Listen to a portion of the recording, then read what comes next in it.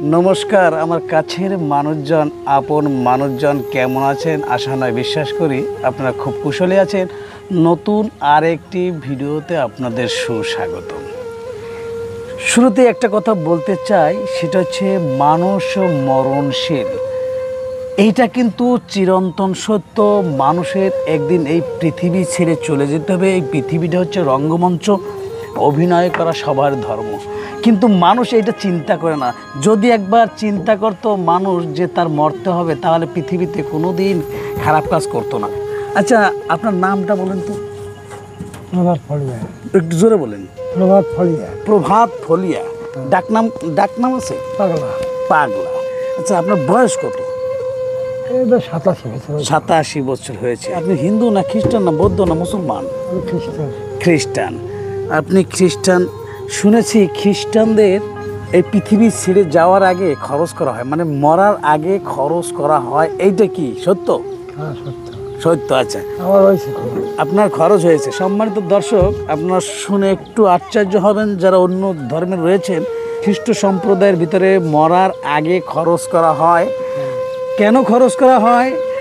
সে খরচের সময় যাতে মানুষের কাছে যদি কোনো অন্যায় করে থাকে, তার জন্য সে ক্ষমা প্রার্থনা চেতে পারে। আপনি এই দেশ থেকে, মানে এই সুন্দর পৃথিবী থেকে বিদায় নেওয়ার জন্য কি প্রস্তুত?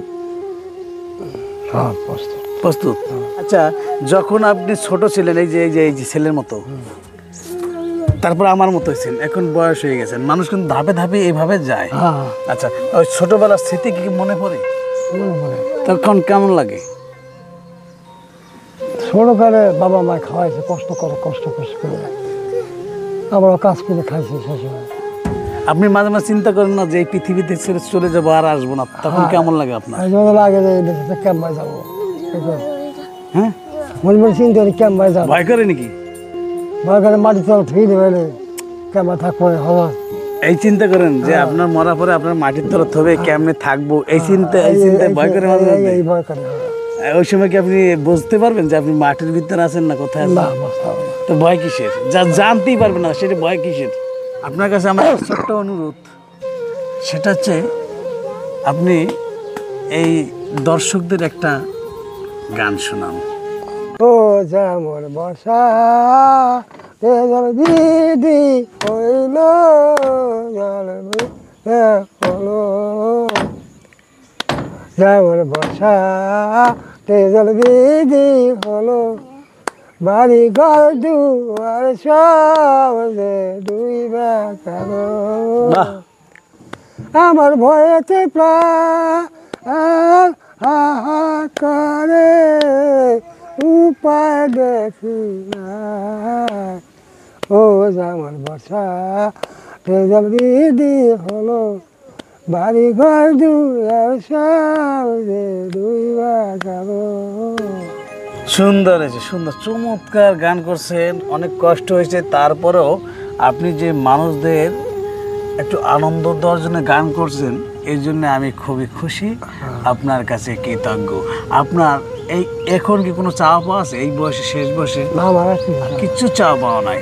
আচ্ছা, আপনি বলেন তো, এই চ্যানেলটি সাবস্ক্রাইব করুন, এই কথাটা একটু বলে দেন তো মানুষদের। বলেন যে এই চ্যানেলটি সাবস্ক্রাইব করুন, এই কথাটা একটু বলে দেন। এই চ্যানেলটা কি করবো? সাবস্ক্রাইব। হ্যাঁ, সাবস্ক্রাইব করুন।